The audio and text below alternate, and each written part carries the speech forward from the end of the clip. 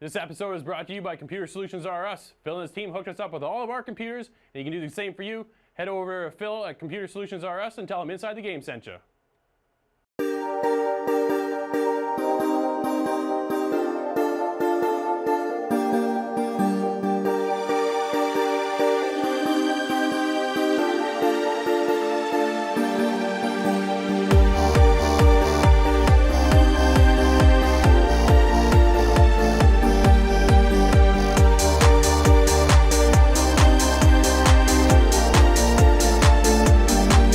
What's up, everybody? Welcome to Inside the Game, your one-stop shop for everything cool in video games. I'm one of your hosts, Drew Beausoleil. Coming up on today's show, Corey and I head below. Nate and I talk about Jagged Alliance. Randall heads into the world of Life is Strange. And of course, I'm checking out a cool VR game. All that and a whole lot more on this week's episode. And don't forget to head to InsideTheGame.ca, where there you can go over on the forums and be a part of the show. Zen Studios is releasing a new title called Operencia: The Stolen Sun. It's a classic RPG dungeon crawler coming exclusively to Xbox One. The land of Operencia is an unconventional fantasy world where history meets legend, a faraway land referencing countless Central European folktales told for hundreds of years.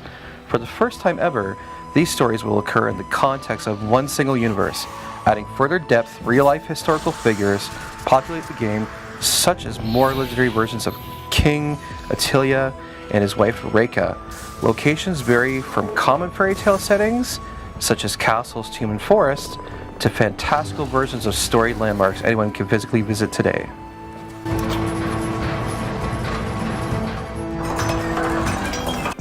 So Mortal Kombat 11 has some pretty funny news floating around right now. You got 225,000 people vouching on this petition to bring Shaggy from Scooby-Doo into Mortal Kombat as a DLC character. I don't know how I feel about this. This is pretty ridiculous because Shaggy in Mortal Kombat, I don't know about this. But let me know what you guys think, because I think this is absolutely ridiculous.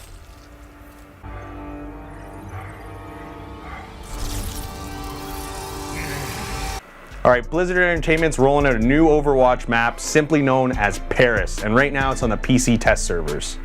Paris is an assault-style map, meaning teams are tasked with either capturing or defending a pair of points. Paris will be playable in quick play and competitive mode matches. Paris is the first new map to hit Overwatch since Busan, which was released in September 2018. It's also the first new assault map since Horizon Lunar Colony, which Blizzard released back in June 2017. Blizzard hasn't specified when the map's actually going to drop on PC, PlayStation 4, and Xbox One, but they tend to normally test the maps for a few weeks before they roll them out.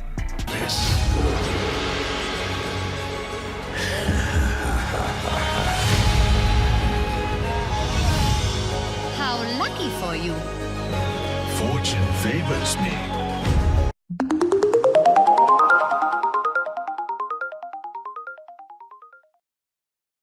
Alright, I'm going to shoot things up with the Oculus.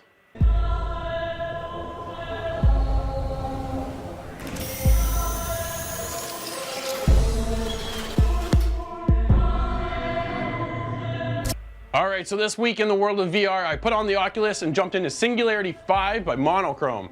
This is essentially a gun game on rails. Very cool. It's set in Paris in 2050, and the world and art direction in this game is awesome. I was so impressed to see how big and futuristic this thing is.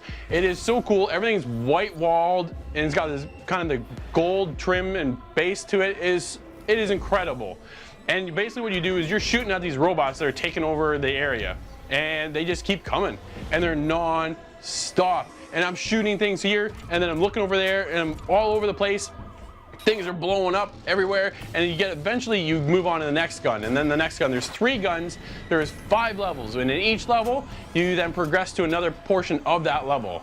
So everything builds up, and the more further you kind of get within the game, the more chaotic it becomes. You have bigger robots that are coming at you, there's a lot more to shoot, you're constantly flaring your hands in the air. You'll see the gameplay behind me. It is awesome. It is crazy. There's explosions everywhere. At one point, I almost feel like I'm throwing like ninja stars. You got these grenades and I'm just throwing them out at everybody, just trying to blow everything up. Because the minute, if you do not shoot the robots, they turn into these crystals, and these crystals will shoot at you, and they kind of build like a wall around you, and you die. which I did a couple times. A few times actually, but then you immediately jump right back in and there's just more gunplay. And the gunplay is solid. It is so good. You aim right down those sights, it is spot on. These guys were fantastic. It's a short game, there's no doubt about it, but it is so immersive and I just want to get back into it. The minute I stopped, actually I didn't even stop until I finished the game, which I don't normally ever do. The minute I put it on, I finished that game until it was done. I was in there for a few hours. It was so good. That gunplay mechanic just kept me hooked, and the more I went, the further I got, the more I just wanted to shoot, and it was non-stop action right from the minute I got started.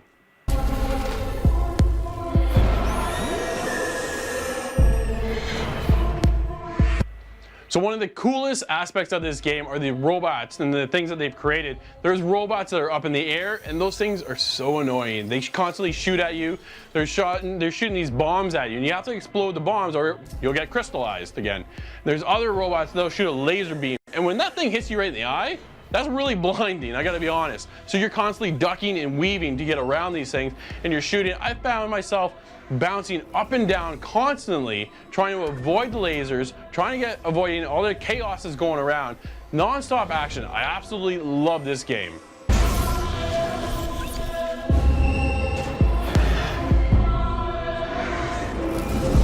So Singularity 5 on the VR is probably one of the best experiences I've had this year. You have to pick it up on the Oculus.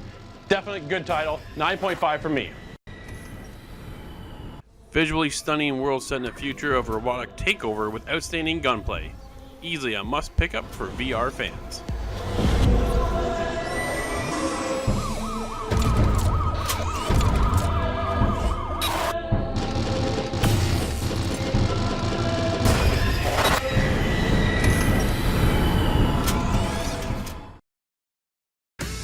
Alright Nate, we're reviewing a game and I'm feeling a little jagged. Yep.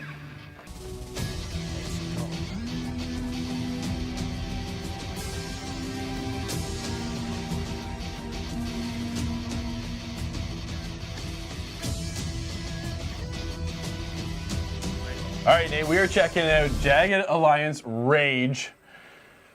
Oh man, this is by Cliffhanger Productions, and I'm feeling a little jagged and raged and a whole other lot of feelings that I just couldn't get into this game. Yeah, the game, it's not this super polished kind of game. So the gameplay, it kind of reminds me of XCOM 2 and Absolutely. Super Mutant Zero kind of. I love that turn-based style, right? Yes, and so since we've recently reviewed Super Mutant Zero, Oh, what a good Year game. Zero, I can never get that name right, but between that and then I play this, you really sense the lower quality in this game. The production values just didn't match. That was like when you go from such a high tier game to kind of getting the same feel, and you want that same aspect and that same experience, and Jagged Alliance just it was broken. Yeah. I shouldn't say broken. No. It just wasn't the same quality. The level of polish isn't there. The AI isn't great. No. The story itself is cumbersome. The characters I don't really care for. They're okay. Their demeanor I don't like. Rage. Rage is in the title because everybody sat there and just screaming at everybody, and they're just, yo, and we're gonna do this, and then we're gonna go get that guy, and then I'm gonna go do this. I'm like, oh, you gotta be kidding me. Nope, couldn't do it. Couldn't do this game at all. Yeah. So the characters, they aren't very memorable. I chose Ivan and the Doctor, and Sure. the interaction between the two is okay. I didn't see too much, it just didn't feel like everything clicked, like some character relationship. It wasn't a smooth transition because no one seemed to mesh with anybody. No. I did like the option of picking other characters with different special abilities. Yeah. Right? Like you had a ranger, you had a sniper, you had a doctor, and you can kind of craft your gameplay around those characters. But it wasn't enough to me to get into the game. Honestly, I couldn't even get into the game. It was my biggest downfall. The story starts off that your two operatives are captured and you have to escape from the enemy's base. And he's talking about transforming people and other things like this, and it was a mess. It kind of drew me a little bit. There was a little bit comical at parts. There were some pretty funny aspects, but on the other hand, it was a little too corny for me. You know what I mean? It felt like it was really done over the top. Let me tend his wounds. Can't you see he's in pain? Isn't it enough you people took the children? They will have to work the bliss farms like everybody else. Won't need school for that. Ha ha! Now step aside, Chica, or you will end up like that old fool. Yeah. You know what I mean? It's kind of just there's funny, and then there's over the top funny, and then I don't know if they were striving for that or that's what they just kind of ended on, but that's how it was. The art direction kind of was just okay. Graphics weren't great. Nothing was. It just didn't feel really polished to me the way I was hoping it would be coming from Mutant Zero, right? Mutant Year Zero. That game was so well done and well crafted. The gameplay felt fantastic on it. Where the gameplay here, so this doctor helps you escape from the prison camp that you've been captivated in, and he walks you through the tutorial, which is great. And then well, I shouldn't say great, but he walked you through the tutorial anyways. Yeah. And as you're going through that, it explains the situation and how you kind of escape, and then your abilities and this and that and the other. But even when I got out of that situation, and I made it to the jungle. Is turn-based. I don't mind turn-based stuff though. I like turn-based stuff. But, so I have the ability to sneak. My guy is a stealth character. Yeah. But the minute I get spotted, I shouldn't even been spotted because the person who spotted me was on the other side of the map. And then next thing I know, I was done. Both my characters were down, and I couldn't recover from it. It was so overpowered from the AI. I didn't stand a chance on the turn-based stuff. It was just weird. It's all about stealth, because as soon as you set the alarm off, because a few of those missions is like near the beginning when you only killed a couple, it's like 8 of them come out. Yeah. And then you're stuck there. It's just like play by play. And then your guy starts bleeding, and then it's just irritating, and I don't know, man. It wasn't what I was hoping for. You have the ability to grab items and craft items and all this kind of stuff, which I appreciate, but I just had no use for half of them. And the stuff I tried to use wasn't working. And then, like you said, all these guys come out. You're supposed to go, you start on the map basically from point A, and you need to get to point B. Yeah. Pretty simple, pretty standard, right? But to get to point B without getting spotted, felt almost next to impossible. And the minute you make a small little bit of a noise, or you try to take out a character, I was able to take out a couple characters, and then the minute I got spotted, it wasn't even really my fault. I got no problem if I screw up on a game. Yeah. And then I get penalized for it. But I didn't even screw up because this guy was on the other side of the map. He somehow spotted you. And I got spotted. I'm like, how? You can't see me from over there. So the way the transition between missions is, you kind of go to like a big map, a big map, and between turns, I guess, so to speak, you can either rest your characters or I guess craft things or repair things.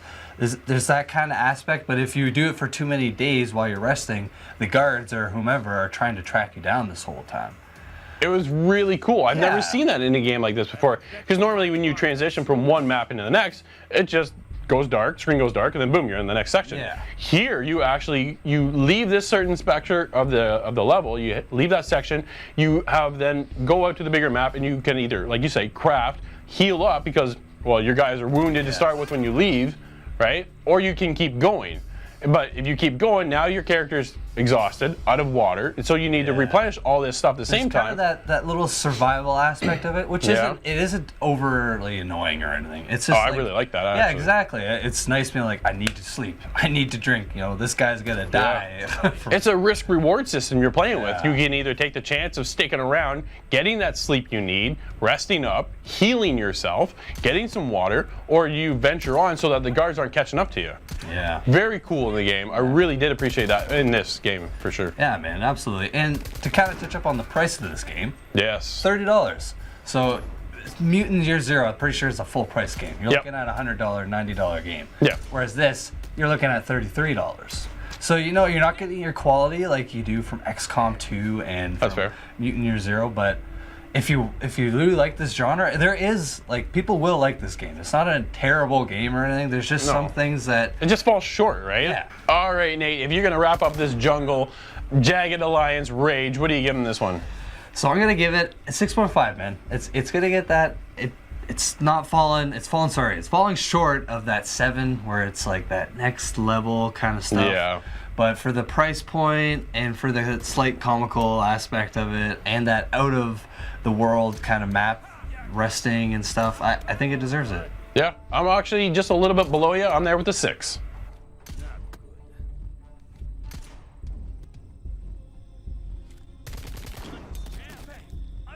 With weak AI, mediocre graphics, and an overall lack of polish, it falls a few steps short of being that AAA title. But the comical characters and moments throughout the game, the great price point, and intuitive out-of-mission mechanics prove that the game is worth checking out.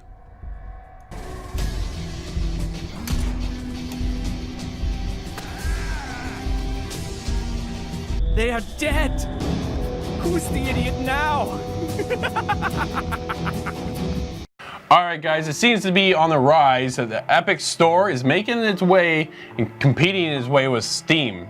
What do they need to do to actually capitalize and take the advantage away from Steam? Because Steam is a huge platform with a lot of numbers. What do you think we should what should they do? I think they need to pull a Sony, and they need to just smash out and get all these exclusive titles in their thing, and then they'll just explode like PS4 did. That's kind of where I'm thinking. Exclusive titles will definitely help the Epic Store kind of not separate, but close the gap, right? I mean, this is a huge gap to close. Steam is a massive, massive community with lots of games. We've already touched on previous shows the revenue generating system that they've offered the creators, which I think is definitely more advantageous than what Steam offers. Well, it's an 80-20 split, right? Exactly. Plus getting benefits by using the Epic game engines, things like that. So it's good in that sense, but we do need those exclusive titles, and we need some bigger titles, which I've heard are moving over. Metro Exodus just switched from Steam platform, pulled completely off of Steam, and went with the Epic Store. I thought, what a huge move that was. They were already on that platform with pre-orders already established. Wow. So the way it's gone down is the pre-orders that are on Steam will stay valid. But they've actually taken that and moved it over to Epic. Wow. So they are starting to steal some of the Steam library away from them, which is a huge move. But what I think they could do, besides the exclusives, is offer in-game exclusive content as well, especially to the Epic games that are on their own platform. That's true. Like Fortnite. Yeah, that's Fortnite. true. Right? They've got some in-game content. Well, they got a little bit of in-game content. But to add other special stuff, being a part of the Epic Games Store, to have that reward system and kind of build a reward system, and they need a party chat system. Maybe they could have a live stream system, something more along that What do you line. think about like a Ubisoft Club kind of? A little bit of that in there, because they have a whole reward system. Each game, it's like, Yes. they kind of, it's like, oh, and if I play Assassin's Creed, I can now use a For Honor skin or a For Honor this or That's Yeah, it's a bit of a Right. crossover, right? Yeah, they have lots of that in the Ubisoft Club, which that might help. Like, maybe not be huge, but just something small to help kind of boost Epic's draw for people to want to go in there. I like that idea. That's a decent idea, especially if they do that with their own games, because they have their own games on there. So you start there. But then if you can cross over with third parties as well, and then offer that Could content you imagine within like there? Fortnite with a Division 2 skin? Because that's right, Division 2 is being sold on the Epic Store. Absolutely. You know what I mean? Big titles. Like Fortnite, it's just so big, they could just do anything with it. Do you think because Fortnite has been so big and has taken off so much, that's how they got this store established? It's I possible. bet it helped big time. I think for it sure. helped. Absolutely. There's a lot of revenue being generated by this one singular game that it makes sense that Epic's going to ride the coattails of their own game and say, Why we not? created you, now you're going to take us for a ride. Let's see what we can do with the money that we're generating. And I think them opening up a store for developers to come in and, you know, put their thoughts and their ideas for people to play, like it's a great idea, and it is tough to go against someone like Steam, a community that's as large as Steam is, with the types of games that they got on there. But with Epic, I think, like you said, they've got so much power in the community right now, so they're going to try to use that as much as they can, right? They've got a big reach right now. They're pulling games like Metro Exodus off of Steam, which is wild. That's crazy. It's a bigger And I don't- platform, and we honestly, we right? don't know the draw behind it necessarily, if it was because of the way they're doing their revenue sharing I don't know. and that kind of thing, because, you know, like you said, they've got the pre-orders already set for Steam, but now they're looking at, well, we could probably make some more money getting pre-orders through the Epic Store now. So I don't know, it's hard to say why they moved, but there's a lot of reasons, I think, for a developer that say, well, that's a pretty attractive move. Right? That's true. Absolutely. On Steam, I believe it's a 70-30 split. Yeah. Where you get a 20-80 split over on Epic. There's a bit of a difference there, obviously, but there's a much bigger community on Steam. Yes. What the problem being Steam is, because it is so big, is how do you get the spotlight? Yeah.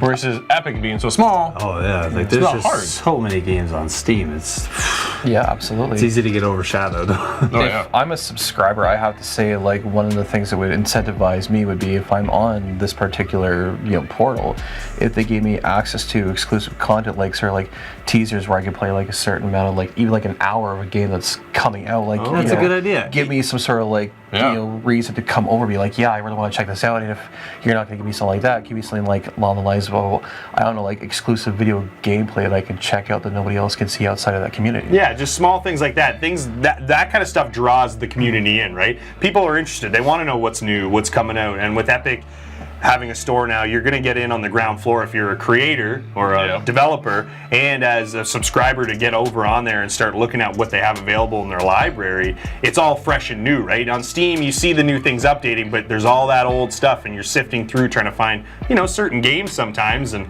you might be looking for a certain genre and you're not getting exactly what you want. But with Epic, it's going to be, the community's starting now. So if you want to get it on the ground floor, I think this is the time to do it, whether you're a developer or you're somebody that's looking to purchase some of the stuff that's getting on there. You mentioned creator. Yeah. There's a side now that Steam is starting to take. They're actually streaming on their systems. So on Steam, you can actually stream through their platform. If Epic focuses on the creator, they've already got the creators all over Fortnite. Yeah. So if you can feature those creators then on your store, what a big influence that would take. Yeah, no kidding. And it'll be interesting to see if they do something like that, how much Twitch is involved in that. Yeah. Because let's get real here. All these huge Epic creators, especially the Fortnite ones that everybody knows, Ninja, Tfue, Nick Mercs, all those guys. Yeah. They're Twitch's money horses right now. They're the guys making the big bucks. They're driving everybody to that community. People are going to Twitch to watch these guys, watch other games that are on there. So it'll be interesting to see if Epic tries to do some sort of partnership or if it's going to be more of a hostile takeover, which might not be the best move. It seems to be that's the way it started, though, is a hostile takeover, taking Metro, moving it over. Yeah. The Walking Dead did the same thing or similar. They came over there too now, right? So that's where you can find them. So they're taking some of those titles. You can even get some of these titles now on Steam. You can only get it on the Epic Store or our consoles. Yes. Right? But still, the platform is building. It is something that is coming. It's going to rise. It's only going to get bigger. I'm definitely curious to see where it goes. Oh, for sure. I kind of like, you had mentioned about, maybe having a trial where EA Access, that's one thing I really do like about EA Access is that they give you a 12-hour full game trial of whatever, like NHL. The latest NHL, they give you a 12-hour time, like in-game time to play and test out this game. And you want to know what? It's got me like 3 or 4 games that I bought because of that. Oh yeah, well that's what everybody wants. They want hands-on before they spend $80, $90 on a game nowadays. So when these open betas don't come out and you get something like early access like that where you get to play it for a limited period of time, it gets hands-on so you get a feel for the game whether it's something you're going to want to purchase down the road or not, right? The days of the demo are gone. Yeah, oh yeah, Right? big time. So maybe they bring it back and put it on their store and incentivize people to come and purchase more stuff. Yeah, for Or sure. if they say, look, you pay one monthly rate of so much money per month, you could have access to everything and not have to pay additional fees per game. Kinda like It's kind of like a Netflix for video games because Apple's actually been toying around with that idea right now. Yeah, of course. So, Wow. Lots of ideas floating around. Head to InsideTheGame.ca and let us know what you think of Epic's store.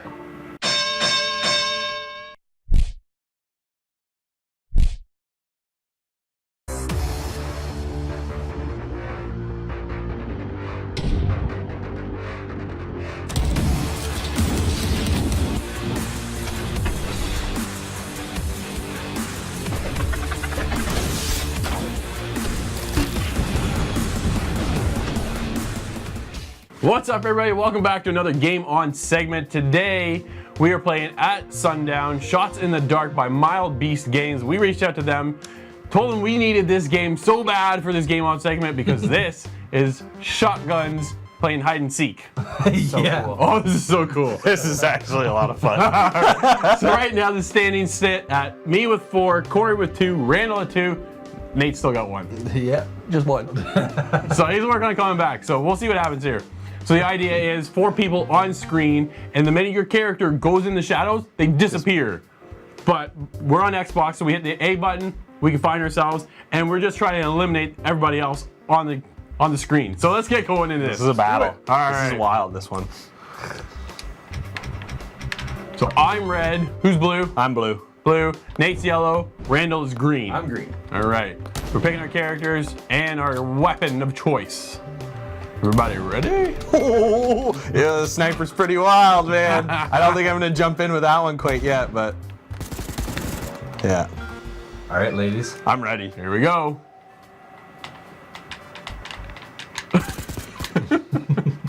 This game's actually pretty wild. Where you go, I don't Randall? even know where we start. This will be. I think this one might contend for next wildest game next to Schwip. Schwip. Yeah. Oh, so I like the idea of how the maps and then there's different stages in each map. Yep. Yeah. Cool. All right, so we all just pop on the screen now, and the minute we hit a shadow, we disappear. Oh no! Holy crap! Oh no! No! Oh, who's that? All right. Oh, you're lucky. You were trying so hard too, Nate. I was. I don't know where I am.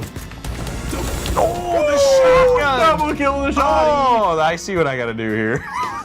I see how he's gonna play this. Oh, no way! Try for a power No up. way! Randall's that you? That was me. Oh, answered. Do that, Randall. Where am I? Whoa. Oh, No, I got you, Nate. No. Oh my god. I lost where I was. I had no idea where I was. oh no! That was a battle. That was a battle in there. You can shoot through the. No! Out of here, Drew. Kill spray's over, pal. I tried, man. I was trying. No, you don't. Oh no. No! Oh, I'm dead. Oh. Oh, sneaky yellow, sneaky. I'm actually. Whoa! Red and green. I'm trying this sniper. Oh, I'm trying the sniper. You boys watch out. Killing spree. I'm dead. That's where I am. Oh, get out of here. Oh man. Oh, wow. Cause I'm hiding, boy. What the? The laser gives you away though. That's not good. Spawn kill. I can't even spawn kill you. That was close. Oh man. That was a tight one. All right, so I took round one. We're gonna go with best of two. Oh man, come on. All right. Well, otherwise we're over. No, I know. I was looking at my score. Sorry. Oh, okay. But look at that. Accolades, though. Piling up the accolades over here. All right, time for a new map. All right. Are we there? Hit B. Oh, my bad. All right, so I took that one. Yo, that sniper's nasty. Man. You gotta watch over that thing. But the reload time on it's vicious. I'm ready to go. Yeah, I'm ready to. Let's do it. I know what my strategy is. This guy's auto rifling down here. Oh. What happened? We're gonna play. I blacked I out. didn't even start. But okay. Are you good? Yeah, I'm good. I don't know what his right bumper is with the SMG. Wait, are those laser things we gotta dodge? Yes. This is bad news. All right, we're on it. Let's do it. What could go wrong? Amp it up. All right, round two. I'm sitting at 1 so far. Oh man, and now we have laser. We just added lasers into the mix. Oh my god! Oh, run! Oh no, that didn't work at all. No, that didn't work either. I'm just trying to find some. What? Oh man, you got me. Man, that snipe stuff. It's tough to use, over but it's here. fun. Why am I lit up? Come here, Corey. It's so hard.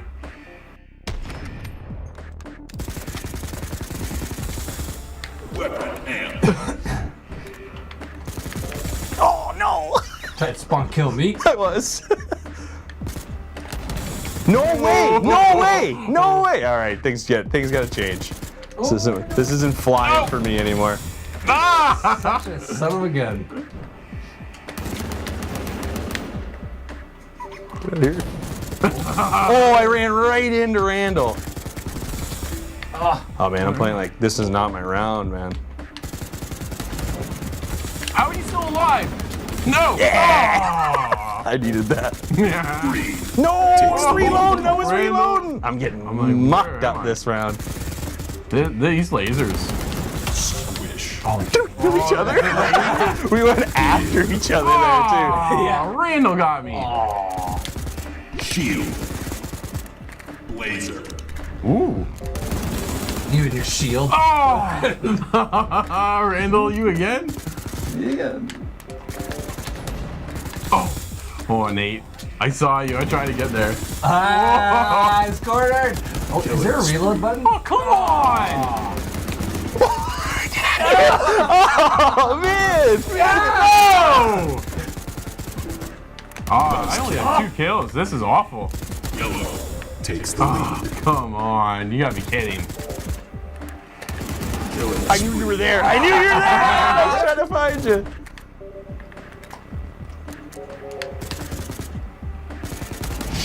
Ah! Is that what you did? You were exposing us?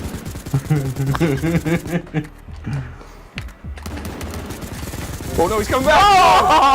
Oh! I'll take this. Claymore. Where am I? Oh, it's over. Ah, Had a Nate bad round, steals a man. win. All right. Not good, not good. Round 2 goes to Nate. Right now, Nate and I with 1, Randall and Corey 0. I'll take the close second. Let me get that. 9. He needed one more. He would have beat me. Hit me. Oh. Okay, everybody good? Yep. All right. What does this SFG right bumper do? Just one sec. Let me unload it. Oh. Never mind. Learn on the fly. Oh, I'm gonna give myself away with this right bumper. Those lasers, yeah, those lasers are pretty wild. Yeah.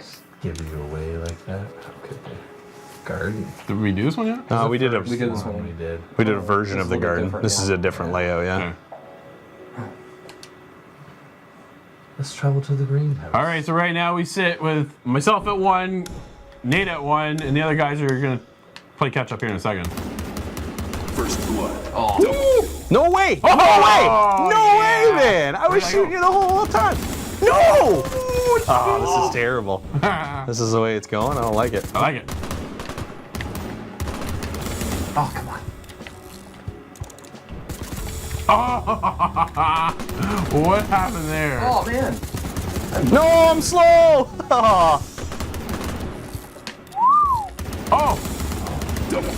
Ah! Clean it up, boys. Don't let it happen.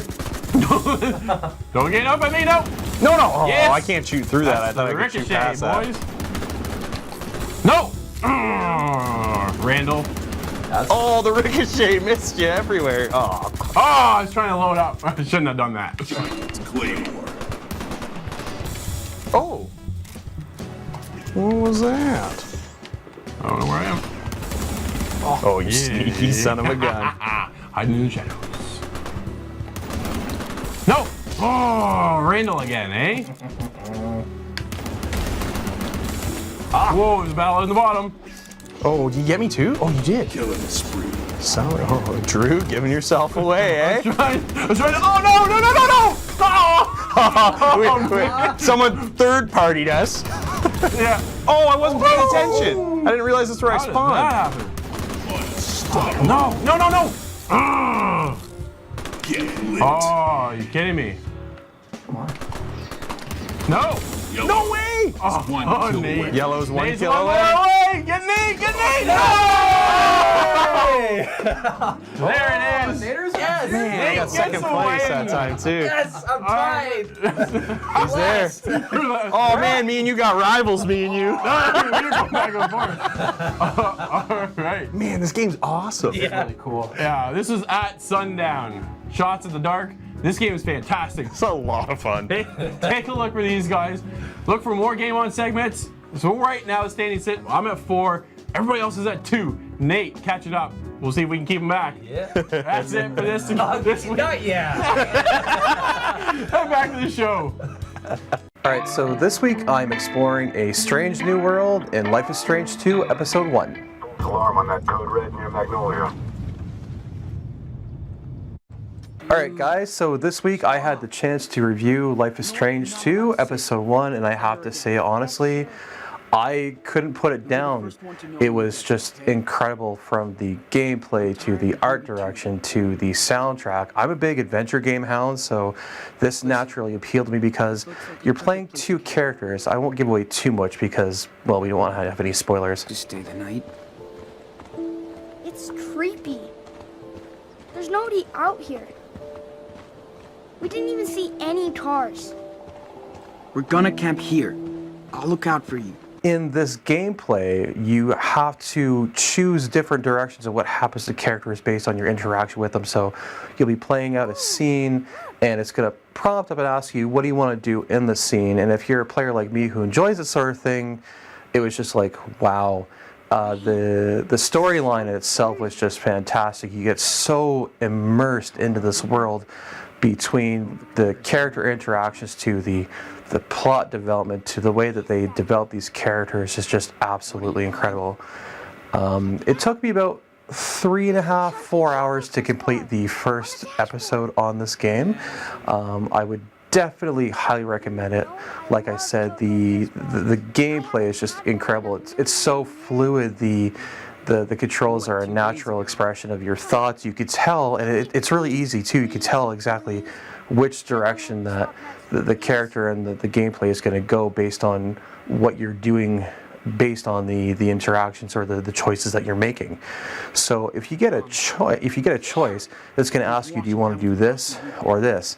At the beginning of the game, I have to be honest, it felt a little bit slow because you're trying to build that dialogue and you're trying to figure out, you know, what's going to happen with this character, because really you're focused on one character being the older brother, and then you kind of progress and some things happen, and all of a sudden it's you and the younger brother, and you're all of a sudden in this perilous situation and you're trying to figure out what to do. You're both scared. You really get that sense of urgency and emergency with what's happening in the story. For example, you're in the woods and the younger brother Daniel finds some berries.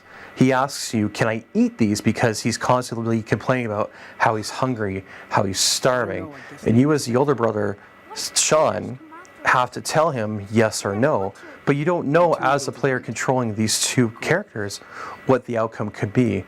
That's what I absolutely love about this game, is you're faced with all these different scenarios and situations, and you don't know exactly what to do. And every interaction that you pick with this game has a different outcome. It's very much a choose your own type of path, type of story, which I absolutely find incredible.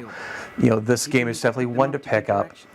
The graphics are okay, like they are, they're not like high-level AAA, even though this is done by a studio that's quite well known, but the storyline and the gameplay definitely make up for them. I would have to give Life is Strange 2 Episode 1 a solid 9. I hope we don't get lost. Life is Strange 2 Episode 1 is an adventure game that will immerse you in its story, which is haunting, shocking, and exciting. As a player, choosing the destiny of Sean and Daniel is suspenseful and thrilling. The plot has a slow start but becomes seemingly challenging and fun.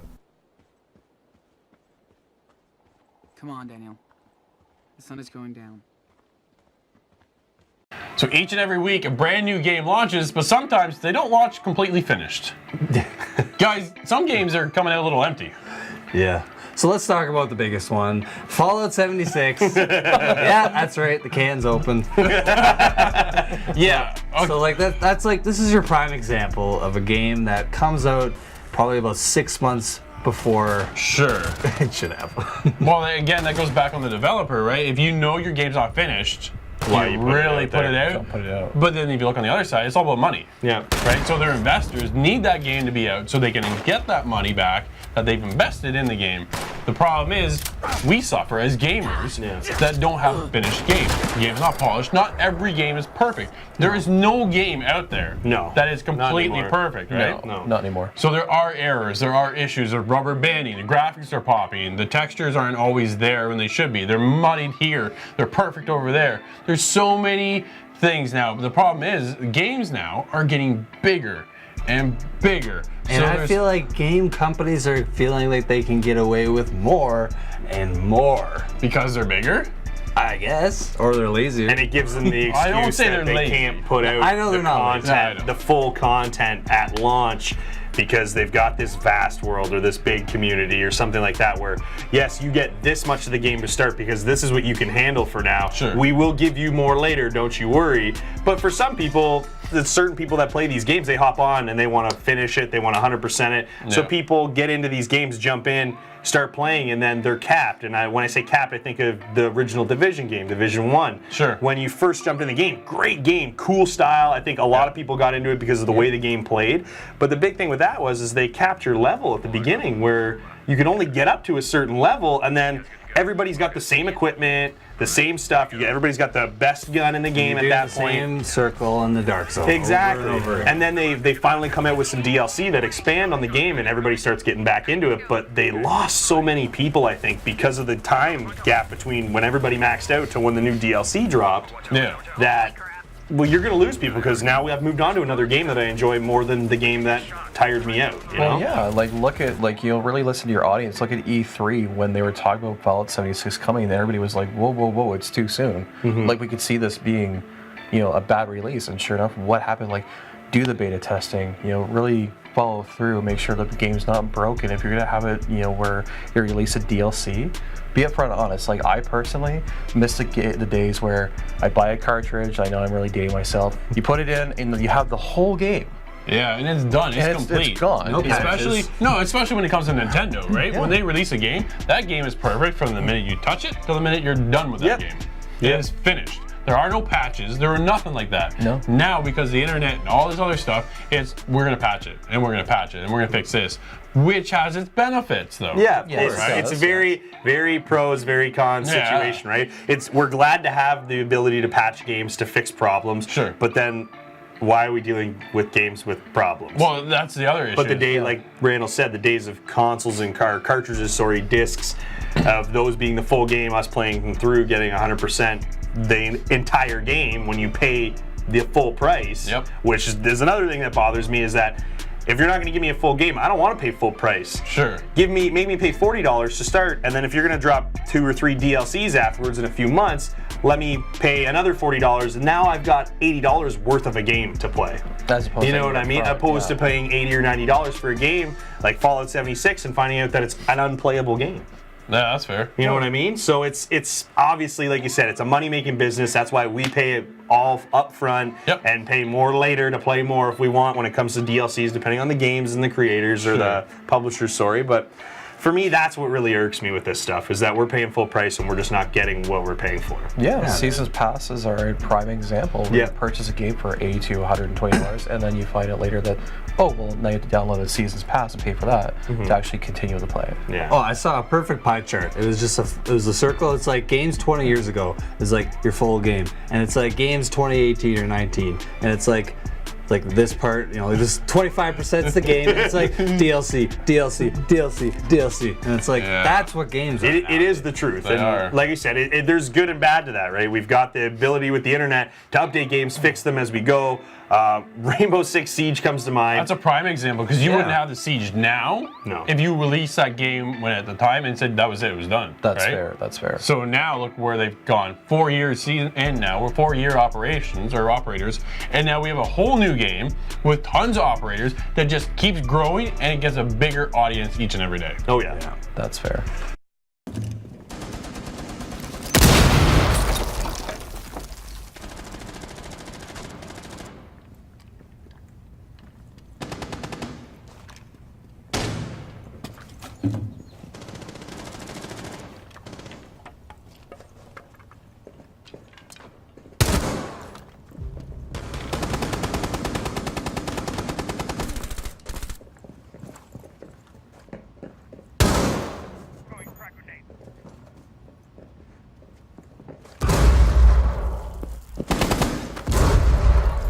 Ready for breach.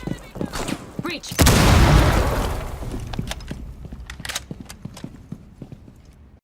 So another example of a game that kind of fell short when it came out was Atlas.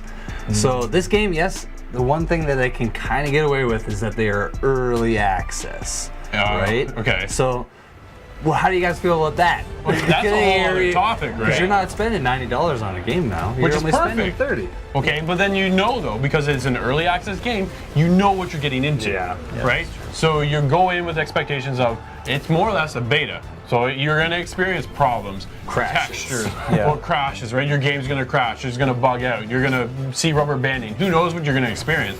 But you can get away with that because you're early access or game preview on Xbox.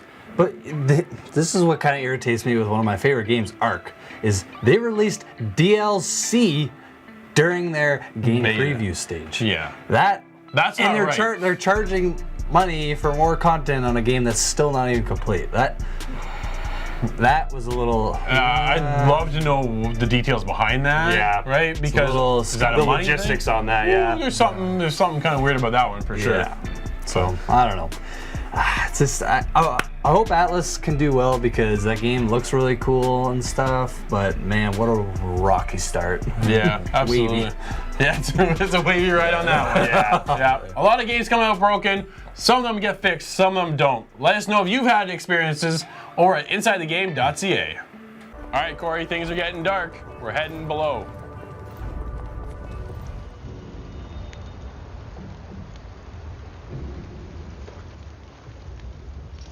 All right, Corey, you and I jumped in Below by Capybara Games.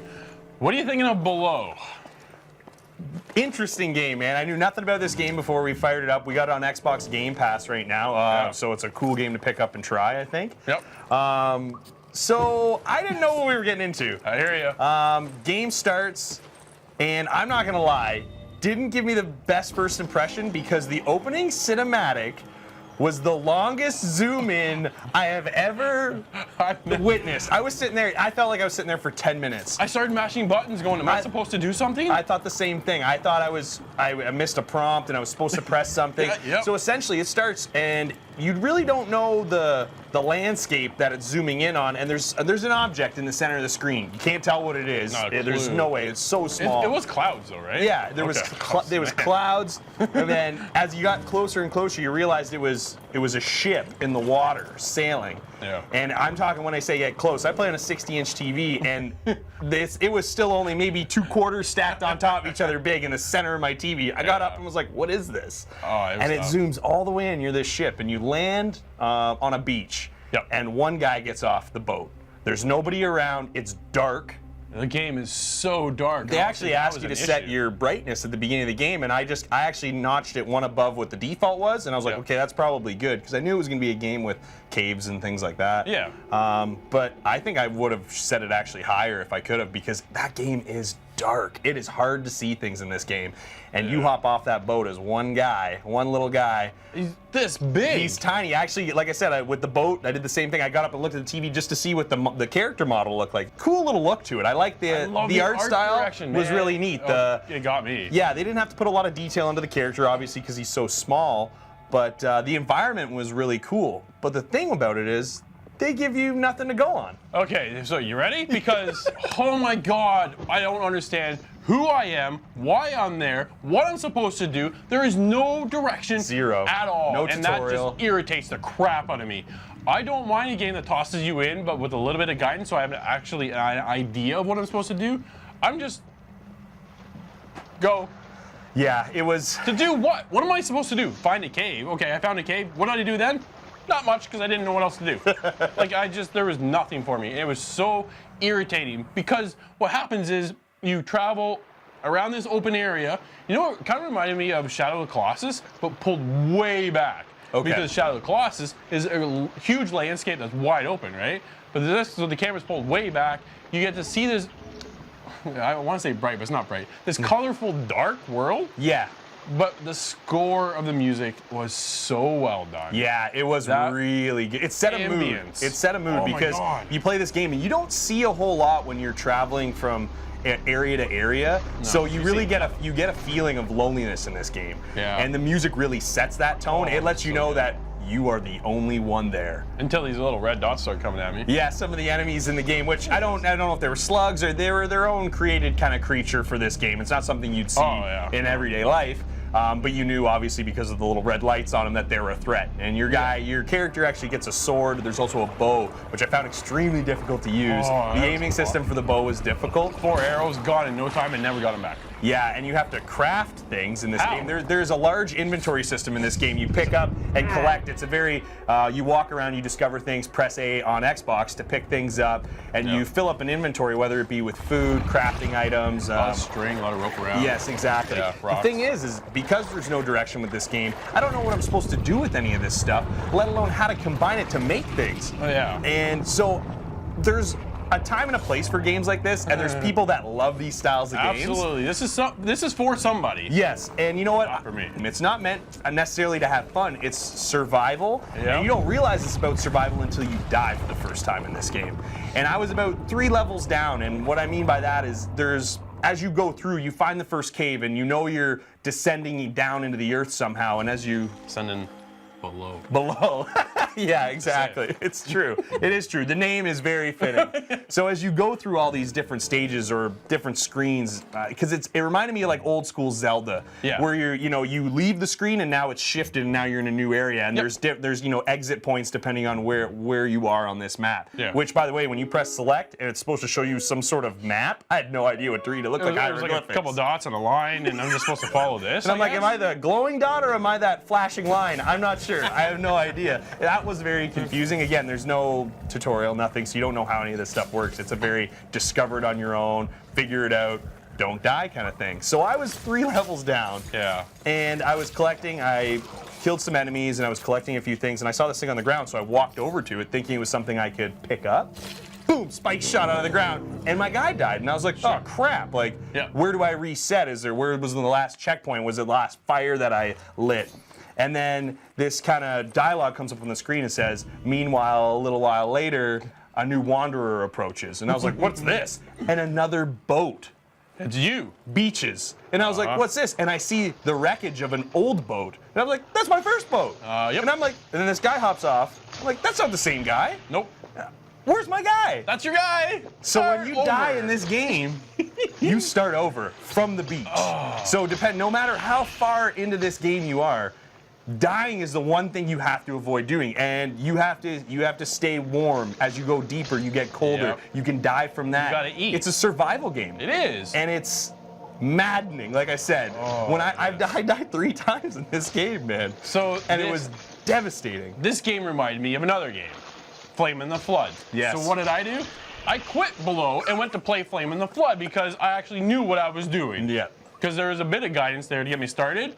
And then from there, I'm like, okay, this all makes sense. But here, there's nothing to give you the guidance to put all the pieces together to make sense of anything. Yeah. There's no backstory of who I am, why I'm there, what the heck I'm supposed to do. Am I looking for something? Am I just discovering things? I'm just wandering around. I spent more time backtracking in this game than anything else. It is irritating because now I'm going through these levels, and as the screens change, yes, there's differences, but sometimes, like, when I died the second or third time and I'm trying to trace back to where I died and where I finished off, I'm getting lost. I spent a couple hours just trying to get back to the same spot. And then I found my guy and I looted my old guy's body and I was like, all right, cool, I got some stuff. And then I died again.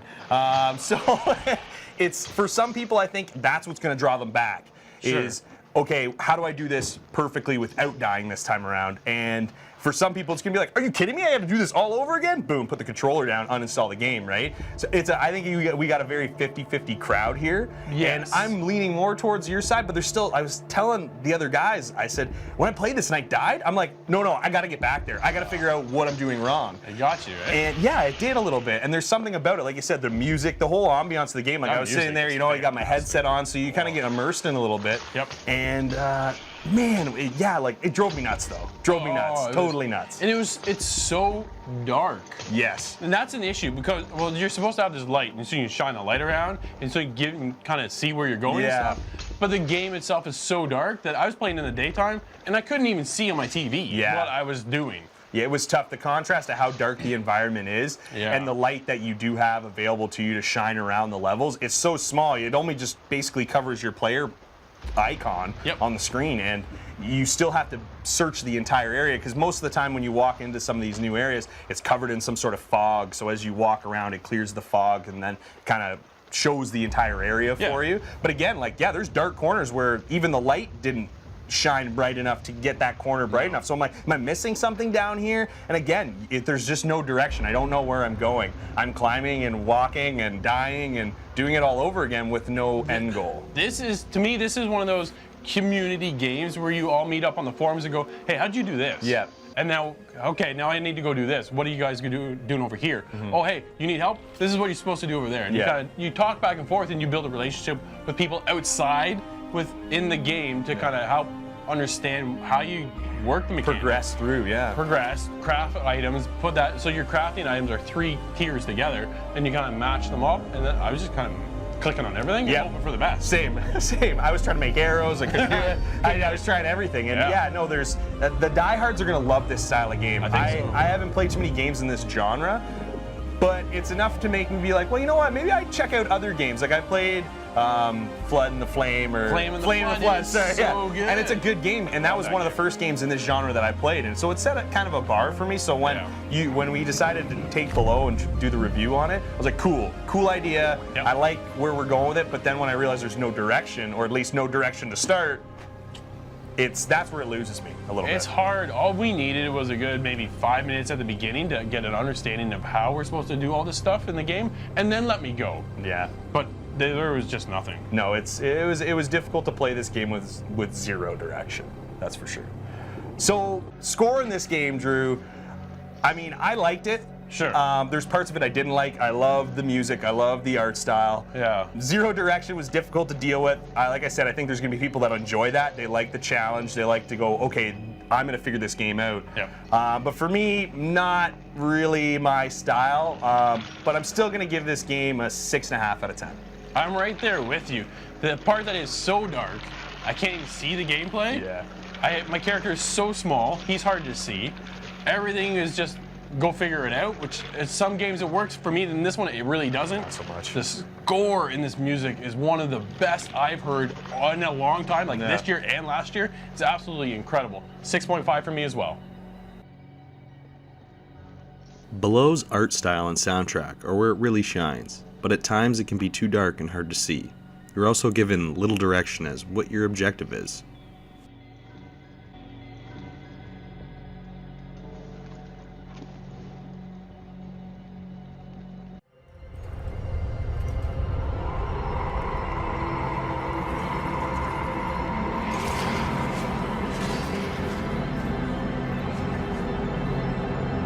All right, Nate, another episode in the books. Each and every week, you guys head over to InsideTheGame.ca where you submit your clip. Who do we have this week? This week we got my brother Benny7 with the sweet headshot peek hole in Rainbow Six Siege. Nice, let's check it out.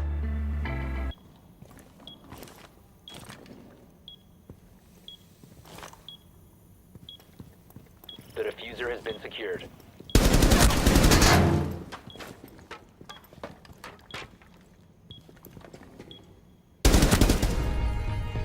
Op 4 eliminated.